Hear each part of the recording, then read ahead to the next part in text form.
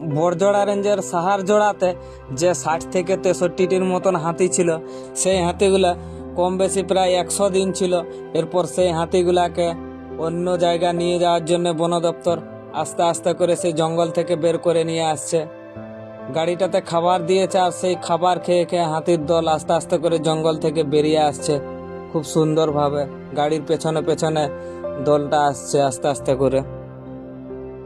ওই দীর্ঘ 100 দিনের সফরে বন দপ্তরের কর্মীরা ওদের দেখাশোনা করেছে নিজের পরিবারের মতোই।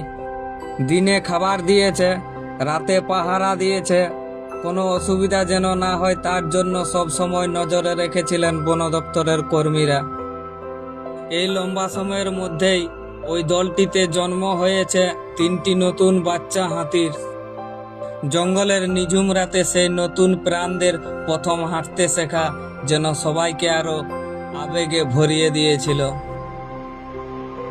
কিন্তু অবশেষে সময় এলো ওই দলটিকে অন্য জায়গায় নিরাপদে স্থানান্তর করার। বন দপ্তর খাবার ভর্তি গাড়ি নিয়ে এলো জঙ্গলের ভেতর, আর সেই খাবারের গাড়ি দেখেই হাতির দল আস্তে আস্তে এগিয়ে আসতে থাকে গাড়ির কাছে। এরপর বন দপ্তরের কর্মীরা হাতিদের ফল সবজি দিতে থাকে, আর সামনের দিকে ধীরে ধীরে গাড়ি এগিয়ে নিয়ে যেতে থাকে।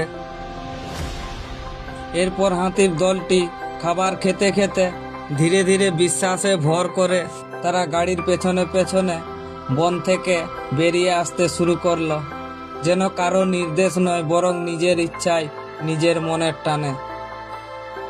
হাতির দলটিকে স্থানান্তর করার 2-3 দিন আগেই বন দপ্তর ওই এলাকায় মাইকিং করে জানিয়ে দিয়েছিল যাদের ধান বাইরে শুকানো বা তুলতে বাকি আছে তারা যেন ঘরে তুলে নেয়। হাতির দল বাইরে বের হলে যাতে ফসলের ক্ষতি না হয়। হাতির দলটিকে জঙ্গল থেকে বের করে আনার মুহূর্তটা ছিল সত্যি মন ছুঁয়ে যাওয়ার মতো দৃশ্য। বন দপ্তর ধীরে ধীরে ওদের পথ দেখাচ্ছিল, আর হাতিরা শান্তভাবে সেই পথ ধরে জঙ্গল থেকে বাইরে বেরিয়ে আসছিল।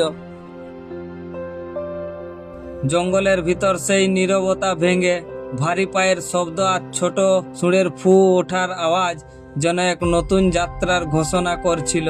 বন দপ্তরের কর্মীরা দাঁড়িয়ে দেখছিলেন, মুখে ক্লান্তি, চোখে অদ্ভুত তৃপ্তি। এই 100 দিনের স্মৃতি, পরিশ্রম, দুশ্চিন্তা আর ভালোবাসা নিয়ে তারা দেখলো তাদের দেখা হাতে সুরক্ষিতভাবে জঙ্গল ছাড়ছে গজরাজের দল।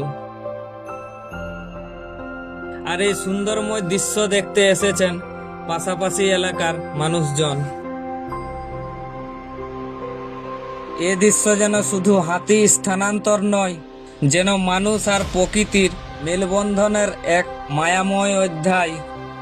100 দিনের স্নেহ, মমতা, ভালোবাসা সব মিলিয়ে ওই মুহূর্তটা হয়ে উঠেছিল গভীর আবেগের।